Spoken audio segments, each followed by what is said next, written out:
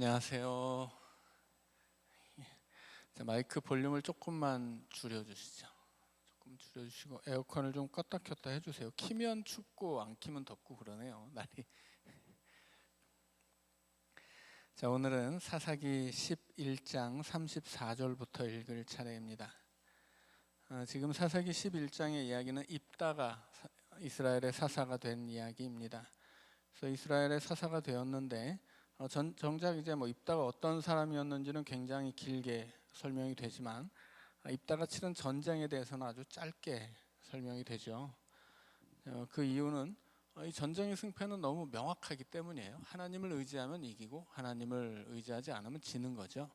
그러니까 입다는 하나님이 이스라엘에 베푸신 그 구원의 역사를 아주 정확하게 기억하는 사람이었습니다. 그래서 자기들이 이 암몬 족속의 땅을 침범한 적이 없고 그 이전에 하나님의 명령에 따라서 피하라고 했던 족속들, 또 이기라고 했던 점령하라고 했던 지역들을 다 구별해서 그렇게 했었던 사건들을 이제 입다가 설명하죠.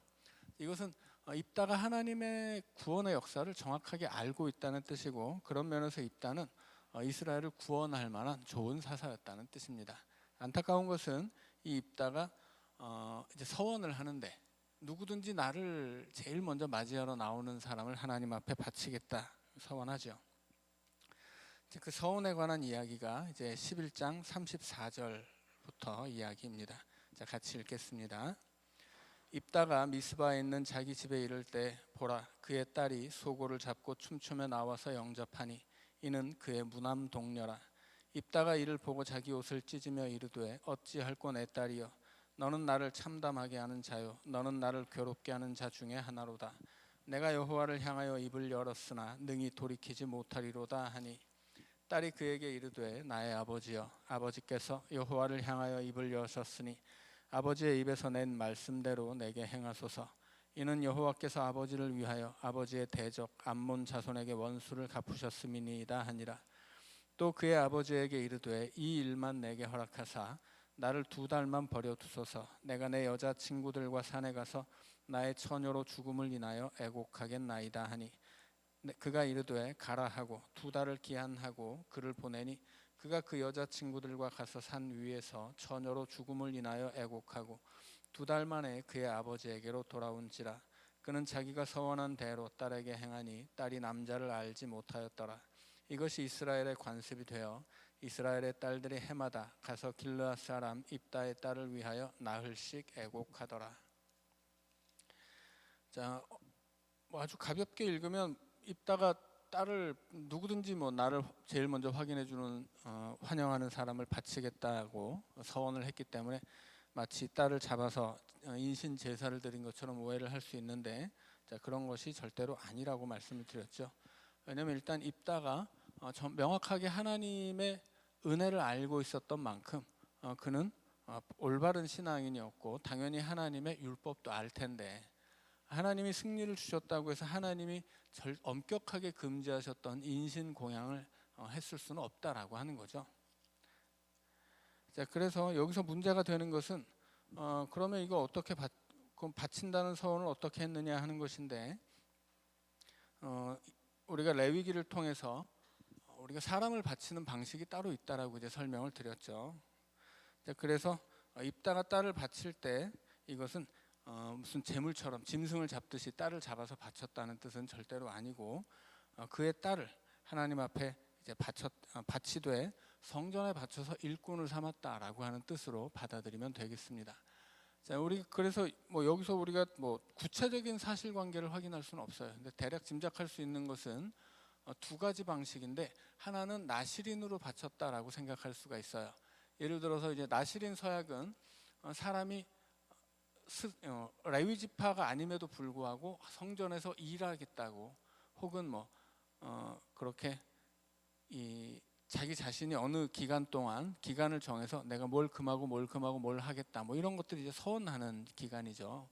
삼손 같은 경우는 이제 입다의 이야기에 이어서 소사사들 3명이 나온 뒤에 삼손 이야기가 나오는데, 삼손은 본인이 레위 지파가 아님에도 불구하고 또 본인이 서약한 것이 아님에도 불구하고 어머니 뱃속에서부터 나시린으로 바쳐지죠.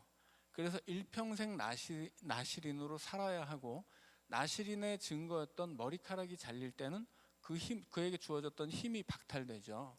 그러니까 그는 철저하게 나실인으로만 살았던 사람이에요. 그러니까 삼손처럼 그렇게 누구든지 자기를 하나님 앞에 바칠 수 있었다라고 하는 거죠. 그래서 그렇게 입다가 자기 딸을 나실인으로 바쳤다라고 이제 생각할 수 있겠고요.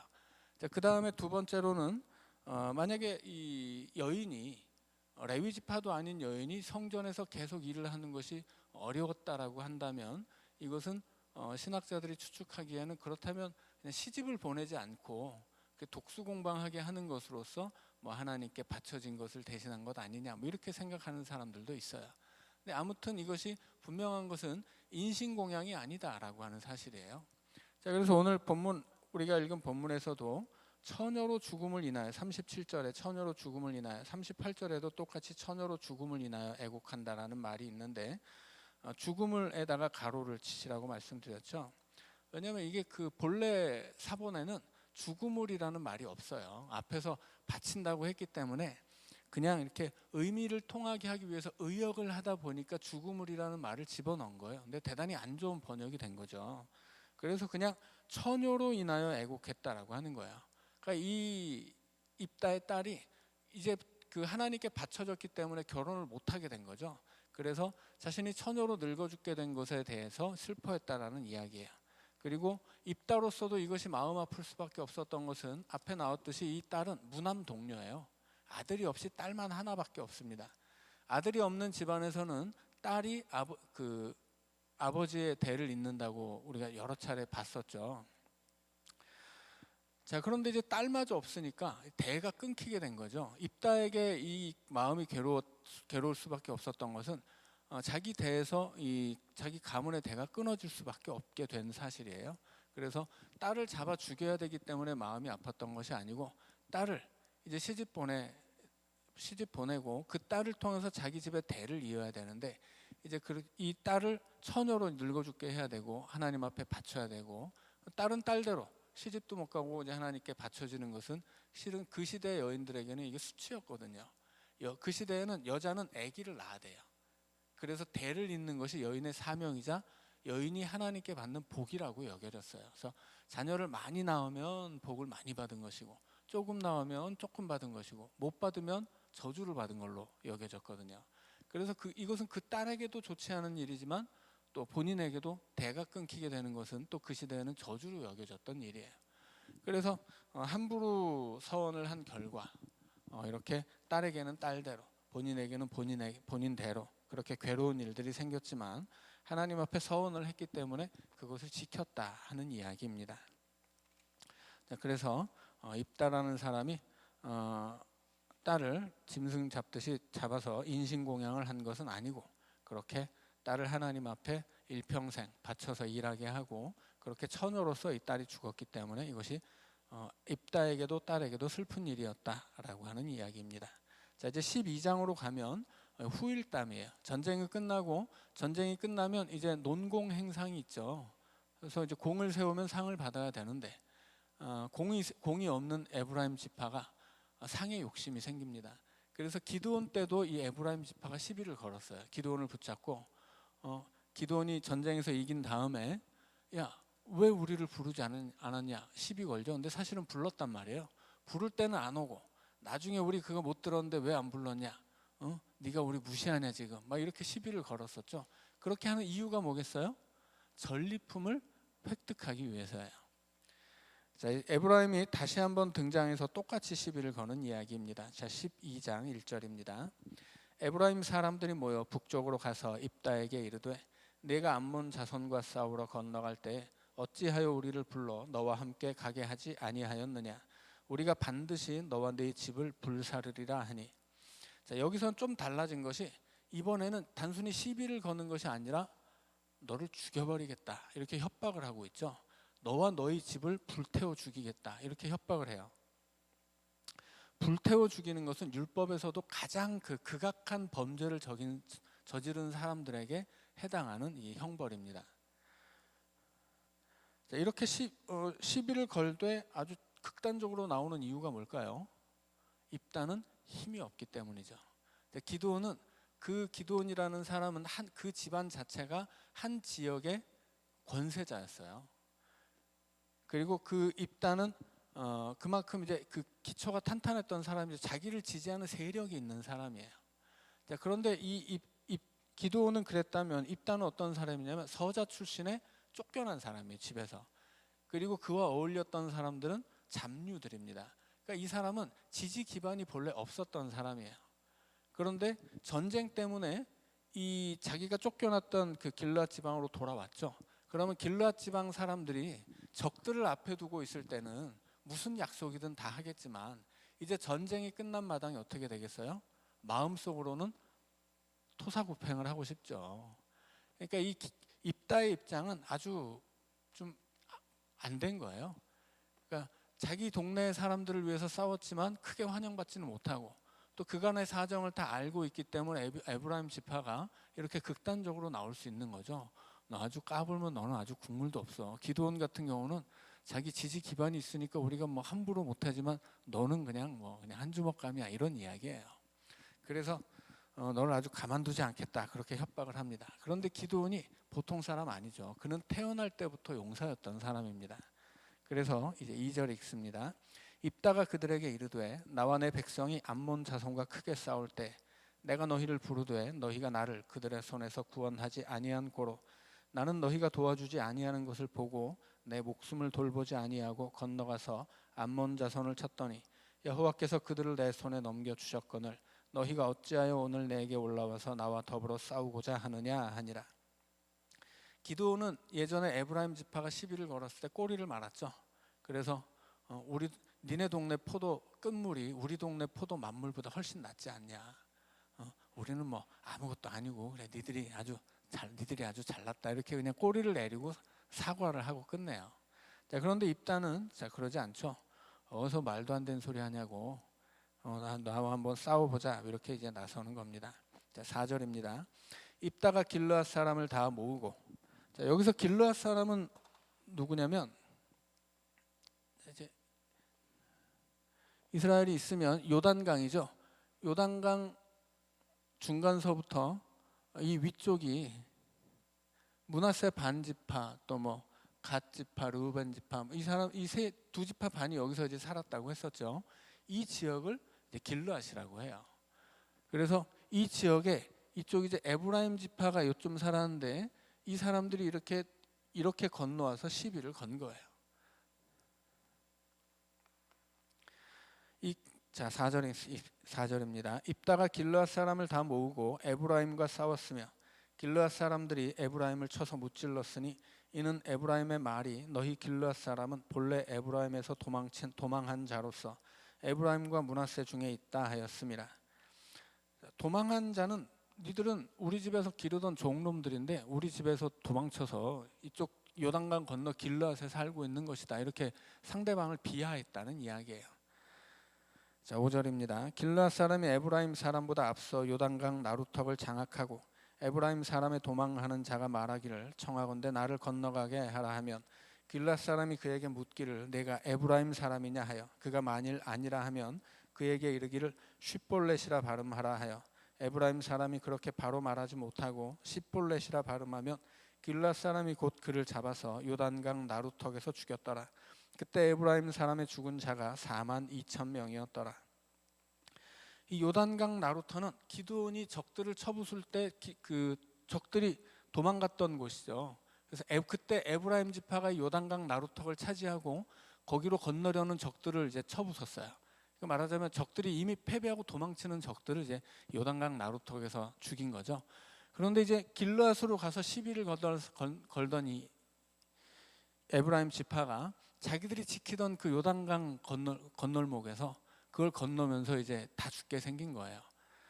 근데 이 시절에 뭐 이렇게 바로 옆에 살던 사람들이지만 사투리가 있었던가 봐요.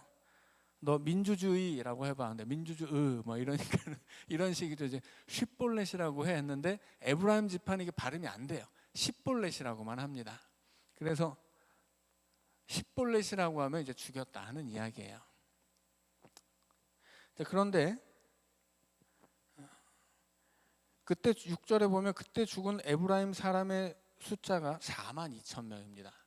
4만 2천 명이 어느 정도냐면 민수기에서 두 번 이 지파들 숫자를 계수하죠. 그때 민수기 1장 32절에서 처음 에브라임 지파의 이 에브라임 지파 안에서 20세 이상 전쟁에 나설 수 있는 장정들 숫자를 셌을 때 4만 500명이었어요. 그리고 두 번째로 26장으로 가면 다시 한번 세죠. 그때는 출애굽 2세대입니다. 출애굽 2세대 중에 에브라임 지파를 세는데 그때도 에브라임 지파 안에서 20세 이상 전쟁에 나설 수 있는 장정의 숫자를 셌는데 그때는 숫자가 줄어서 32,500명이었어요.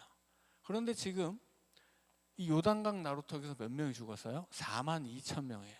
그러면 싸울 수 있는 사람은 다 죽었다는 얘기예요. 그러니까 에브라임 지파는 이 에브라임 지파가 뭘 믿고 기드온한테 와서 시비를 걸었겠어요? 자기들 숫자를 믿고 시비를 건 거죠. 그래서 다 끌고 왔었다는 얘기예요. 그래서 싸울 수 있는 사람들이 다 몰려와서 야, 전쟁 끝나고 전리품 많이 거뒀어? 내놔. 너 죽고 싶지 않으면 다 내놔. 이렇게 협박을 했다가 싸움이 벌어져서 오히려 된통 당해가지고 여기 찾아왔던 사람들 대부분이 다 죽었다. 그런 이야기입니다. 이제 에브라임 지파는 완전히 거의 멸절된 것이나 다름없게 된 거예요. 전쟁에 나설 수 있는 장정들은 다 죽은 거다라고 봐도 되겠습니다. 자, 7절입니다. 입다가 이스라엘의 사사가 된 지 6년이라 길르앗 사람 입다가 죽음에 길르앗에 있는 그의 성읍에 장사되었더라. 자, 이렇게 이제 입다의 이야기는 다 끝나게 됩니다.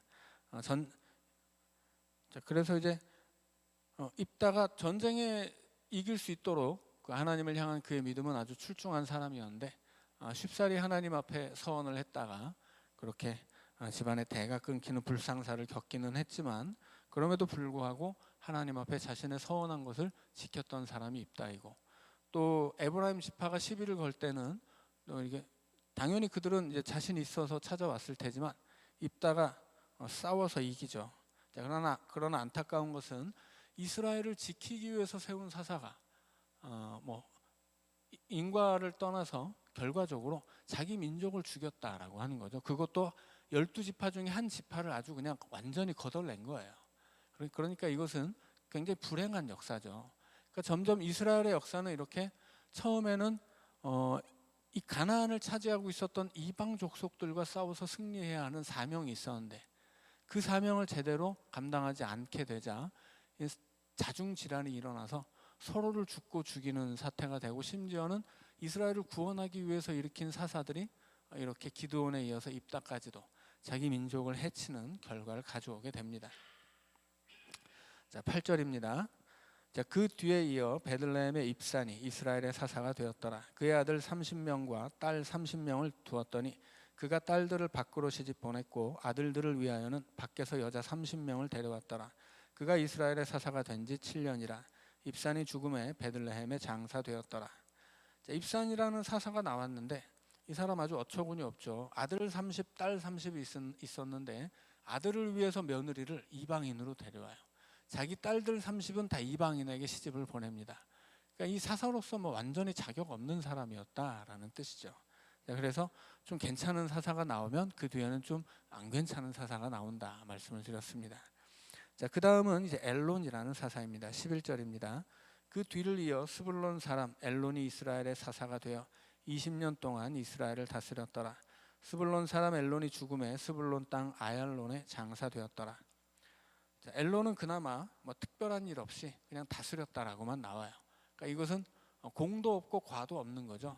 그래도 그나마 좀 나은 것이 이 앞에서는 과가 엄청난 사사가 있었는데 그나마 공은 없지만 과가 없으니 그나마 다행인 경우입니다. 자, 13절 그 뒤에 이어서 나오는 사사 압도는 다시 과가 많은 사사입니다.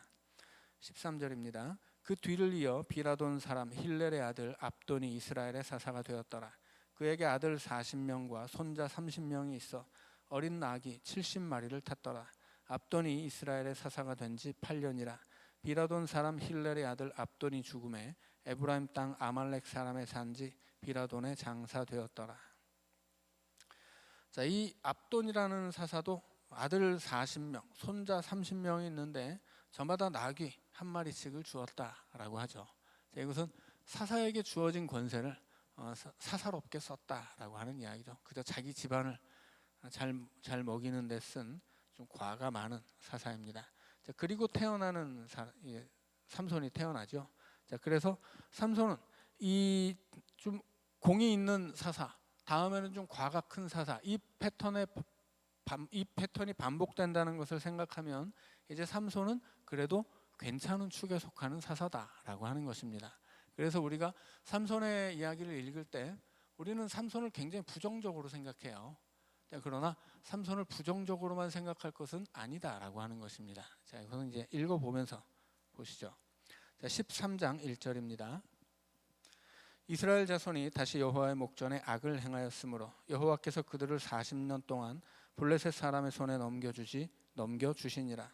소라 땅에 단 지파의 가족 중에 마누아라 이름하는 자가 있더라. 그의 아내가 임신하지 못함으로 출산하지 못하더니 여호와의 사자가 그 여인에게 나타나서 그에게 이르시되 보라, 네가 본래 임신하지 못함으로 출산하지 못하였으나 이제 임신하여 아들을 낳으리니 그러므로 너는 삼가 포도주와 독주를 마시지 말며 어떤 부정한 것도 먹지 말지니라. 자, 여기까지 읽고 일단 설명을 드리자면, 자, 13장으로 오면 그 전과 좀 다른 패턴이 있어요. 뭐냐면 이스라엘이 하나님을 떠나서 우상을 섬기고 이런 것은 똑같아요. 여호와의 목전에 악을 행하죠. 그래서 하나님이 40년 동안 블레셋 사람의 손에 넘겨주었습니다. 그러면 그전에는 이렇게 몇 년 동안 적들에게 넘겨주었다라고 하는 설명 뒤에 뭐가 나오냐면, 그래서 고통 때문에 하나님께 부르짖었다, 이게 나왔어요. 계속 한 번도 빠지지 않고. 그런데 삼손 때에 오면 이게 없어요. 더 이상 이스라엘은 부르짖지 않습니다. 지금 40년 동안 블레셋 손에 넘어간 이스라엘의 형편과 똑같은 처지의 사람이 누구냐면 마노아예요. 마노아와 그의 부인이죠. 왜냐하면 그들의 집안에 자식이 없기 때문이에요. 그러면 이렇게 자식을 낳지 못하는 사람들도 항상 부르짖어요. 한나가 그랬죠. 한나도 자식이 없어서 부르짖어요. 왜냐하면 자식이 없다는 것은 그 시대에는 저주였거든요. 그 어떤 사회적인 성공이 있어도 자식이 없어서 대가 끊긴다, 혹은 뭐 여인이 자식을 낳지 못한다, 이것은 그냥 저주받은 것이고 실패한 인생이에요. 그래서 아무리 다른 뭐가 있어도 만회할 수가 없는 저주입니다. 그래서 자식이 없다면 당연히 부르짖어야 돼요. 왜냐하면 그건 저주이기 때문이에요. 그래서 이 시대의 사람들에게 자식이 없다, 그건 하늘에서 받은 저주이기 때문에 하늘을 향해 부르짖어야 되는데 부르짖지 않아요. 부르짖지 않는 이유에 대해서 이제 뒤에 나오는데, 삼손이 이제 나중에 그 블레셋 사람을 치는 사건들 속에서 블레셋에 가서 3,000명을 죽이는 사건이 있었어요. 블레셋 땅에서. 그리고서 유다 지역으로 이제 도망쳐서 숨었는데, 그때 블레셋 사람들이 전쟁하자고 쳐들어와서 유다 사람들을 막 압박하거든요. 그때 유다 사람들이 3,000명을 군대를 모은 다음에 블레셋과 맞서는 게 아니라 삼손을 잡으러 갑니다. 그래서 삼손한테 뭐라고 하냐면, 야, 블레셋이 우리를 다스리는 줄 모르고 네가 지금 블레셋 사람을 해쳤냐, 이런 이야기를 해요. 그래서 유다 지파가 3,000명의 군사를 모아서 삼손을 잡아다가 블레셋한테 바쳐요. 그때 그들의 생각은 뭐였냐면, 블레셋이 우리를 다스리고 있으니까 순종해야 된다라는 거였어요. 이 이스라엘 백성들이 40년 동안 적의 손에 넘어가든 자식이 없든 이 괴로운 현실을 가지고 하나님께 부르짖지 않는 이유는 뭐냐면, 그것을 인정했기 때문이에요. 우리는 그냥 이렇게 사는 게 당연해. 우리는 하나님 없이 블레셋의 지배를 받는 게 당연해. 우리는 이렇게 고통 속에 사는 게 당연해. 이걸 인정해 버린 거예요. 그래서 부르짖지 않은 거예요. 그러니까 이들은 이제 삼손 이야기 13장으로 넘어오면 이스라엘은 철저하게 하나님을 떠나 있는 사람들이에요. 완전히 하나님을 잊어버리고, 이제 삼손 뒤에는 더 기막힌 얘기들이 막 나오죠. 그때는 진짜 본격적으로 이제는 사람들이 이것도 저것도 없이 다 그냥 내 마음대로 살고 아무나 죽이고 힘 있으면 죽이고 없으면 죽고 이런 시대가 왔다는 이야기를 하거든요. 근데 그 아주 완전히 막 나가는 시대 이전에 삼손 시대 때부터 이미 이스라엘은 완전히 하나님을 잊어버리고 있습니다. 이런 그 배경을 가지고 삼손 이야기가 시작되는 거예요. 그래서 삼손이라는 사람은 이스라엘이 부르짖지 않았음에도 불구하고 하나님이 일으키는 사사예요. 마노아라는 사람의 집안에 자식이 없지만 부르짖지 않았음에도 불구하고 하나님이 주시는 아들이 삼손이에요. 자, 이것을 알고 이제 들어가면 되겠습니다. 5절입니다. 보라, 내가 임신하여 아들을 낳으리니 그의 머리 위에 삭도를 대지 말라. 이 아이는 태에서 나옴으로부터 하나님께 바쳐진 나실인이 됨이라. 그가 블레셋 사람의 손에서 이스라엘을 구원하기 시작하리라 하시니. 자, 5절 마지막에서 뭐라고 이야기하냐면 이스라엘을 구원하기 시작한다고 합니다.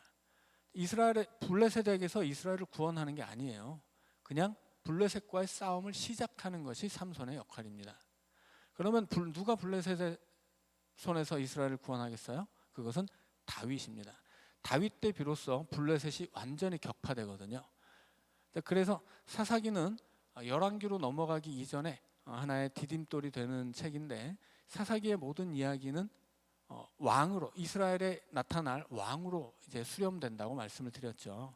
그래서 이 삼손도 블레셋과의 싸움을 시작하는 사람이고, 블레셋과의 싸움을 완결짓고 블레셋을 완전히 이기는 사람은 다윗입니다. 자, 그래서 삼손은 구원하기 시작하는 사람이다. 구원을 완성하는 사람은 다윗이다 라는 걸 기억하시기 바랍니다. 6절입니다. 이에 그 여인이 가서 그의 남편에게 말하여 이르되 하나님의 사람이 내게 오셨는데 그의 모습이 하나님의 사자의 용모 같아서 심히 두려움으로 어디서부터 왔는지를 내가 묻지 못하였고 그도 자기 이름을 내게 이르지 아니하였으며 그가 내게 이르기를 보라, 내가 임신하여 아들을 낳으리니 이제 포도주와 독주를 마시지 말며 어떤 부정한 것도 먹지 말라. 이 아이는 태에서부터 그가 죽는 날까지 하나님께 바쳐진 나실인이 됨이라 하더이다 하니라. 자, 마노아의 아내가 이제 하나님의 사자에게 아들을 낳는다는 이야기를 듣는데, 이 아들은 부르짖기도 전에 하나님이 주신 아들이라 하나님 거예요. 하나님 소유이고 하나님이 이스라엘을 구원하기 위해서 주신 아들이라 이제 하나님이 온전히 받겠다, 그렇게 말씀하시는 거죠. 그래서 이 아이는 네 뱃속에서부터 나실인이니까 너는 부정한 것을 먹으면 안 된다, 이렇게 이야기합니다. 그리고 그 이야기를 이 아내가 남편에게 했어요. 자, 지금 이 아내는 지금 하나님의 말씀을 들은 거죠. 자기가 들은 하나님의 말씀을 자기 남편에게 말한 거예요. 자, 그래서 이 여인은, 마노아의 아내는 지금 예언자의 역할을 하고 있는 거예요. 자, 그런데 예언자의 역할을 하고 있는 아내의 말을 들은 남편이 믿지를 못해요. 이것은 여기 나오는 마노아는 기드온의 모습과 똑같습니다. 자, 8절 읽습니다. 마노아가 여호와께 기도하여 이르되 주여 구하옵나니 주께서 보내셨던 하나님의 사람을 우리에게 다시 오게 하사 우리가 그 낳을 아이에게 어떻게 행할지를 우리에게 가르치게 하소서 하니. 자, 이미 다 가르쳐 주었는데 믿지 못해서 다시 보내달라고 한 거예요. 자, 9절입니다. 하나님이 마노아의 목소리를 들으시니라. 여인이 밭에 앉았을 때 하나님의 사자가 다시 그에게 임하였으나 그의 남편 마노아는 함께 있지 아니한지라. 자, 하나님의 사자는 마노아가 지금 내가 하나님 사자를 못 만났으니까 다시 보내주세요 했는데, 하나님은 하나님의 사자를 마노아에게 보내지 않아요. 마노아의 아내에게 보냅니다. 이번에도 마노아는 하나님의 사자를 만나지 못하죠. 그리고 전에 이제 그 자기 아내에게 사자가 왔다고 이제 이야기를 듣습니다. 10절입니다. 여인이 급히 달려가서 그의 남편에게 알리어 이르되 보소서, 전일에 내게 오셨던 그 사람이 내게 나타나셨나이다 하매, 마노아가 일어나 아내를 따라가서 그 사람에게 이르러 그에게 묻되 당신이 이 여인에게 말씀하신 그 사람이니까 하니, 이르되 내가 그로다 하니라. 마노아가 이르되 이제 당신의 말씀대로 되기를 원하나이다. 이 아이를 어떻게 기르면 우리가 그에게 어떻게 행하리이까? 여호와의 사자가 마노아에게 이르되 내가 여인에게 말한 것들을 그가 다 삼가서 포도나무의 소산을 먹지 말며 포도주와 독주를 마시지 말며 어떤 부정한 것도 먹지 말고 내가 그에게 명령한 것은 다 지킬 것이니라 하니라. 마노아가 여호와의 사자에게 말하되 구하옵나니 당신은 우리에게 머물러서 우리가 당신을 위하여 염소 새끼 하나를 준비하게 하소서 하니, 여호와의 사자가 마노아에게 이르되 내가 비록 나를 머물게 하나 내가 네 음식을 먹지 아니하리라. 번제를 준비하려거든 마땅히 여호와께 드릴지니라 하니, 이는 그가 여호와의 사자인 줄을 마노아가 알지 못함이었더라. 마노아가 또 여호와의 사자에게 말하되 당신의 이름이 무엇이니까 당신의 말씀이 이루어질 때에 우리가 당신을 존귀히 여기리이다 하니 여호와의 사자가 그에게 이르되 어찌하여 내 이름을 묻느냐 내 이름은 기묘자라 하니라. 이에 마노아가 염소 새끼와 소재물을 가져다가 바위 위에서 여호와께 드리매 이적이 일어난지라. 마노아와 그의 아내가 본즉 불꽃이 제단에서부터 하늘로 올라가는 동시에 여호와의 사자가 제단 불꽃에 휩싸여 올라간지라. 마노아와 그의 아내가 그것을 보고 그들의 얼굴을 땅에 대고 엎드리니라. 여호와의 사자가 마노아와 그의 아내에게 다시 나타나지 아니하니 마노아가 그제야 그가 여호와의 사자인 줄 알고 그의 아내에게 이르되 우리가 하나님을 보았으니 반드시 죽으리로다 하니 그의 아내가 그에게 이르되 여호와께서 우리를 죽이려 하셨더라면 우리 손에서 번제와 소제를 받지 아니하셨을 것이요 이 모든 일을 보이지 아니하셨을 것이며 이제 이런 말씀도 우리에게 이르지 아니하셨으리이다 하였더라. 그 여인이 아들을 낳음에 그의 이름을 삼손이라 하니라. 그 아이가 자라매 여호와께서 그에게 복을 주시더니 소라와 에스다올 사이 마하네단에서 여호와의 영이 그를 움직이기 시작하셨더라. 자, 기드온에게 나타났던 사건과 비슷하죠. 기드온이 의심하고 하나님의 사자에게 음식을 대접했는데 바위 위에 놓았는데 불이 사르고 그래서 음식도 사라지고 하나님의 사자도 사라지니까 아이쿠 내가 죽었구나 했는데 하나님이 기드온에게 또 굳이 사라졌던 하나님이 나타나서 너 안 죽어 걱정하지 마 이렇게 안심시켜 주시는 것처럼 이번에는 마노아의 아내가 마노아는 의심하고 우리 죽게 생겼다 할 때 마노아의 아내가 안 죽어 걱정하지 마 이제 그런 얘기를 하죠. 자, 그리고 결국 이제 삼손이 태어납니다. 삼손이라는 이름은 태양 혹은 작은 태양 뭐 이런 뜻이에요. 광채, 뭐 빛 이렇게 보아도 되겠고요. 자, 그래서 이 삼손은 여호와께서 그에게 복을 주시고 그리고 여호와의 영이 그를 움직이기 시작합니다. 자, 이게 이제 삼손이 태어난 이야기의 결론이죠. 하나님이 복 준 사람, 복 주신 사람, 하나님이 움직이는 사람, 그가 삼손이다 이렇게 선언하고 있는 거예요. 자, 여기까지 읽고 3분 쉬었다가 14장부터 또 읽도록 하겠습니다.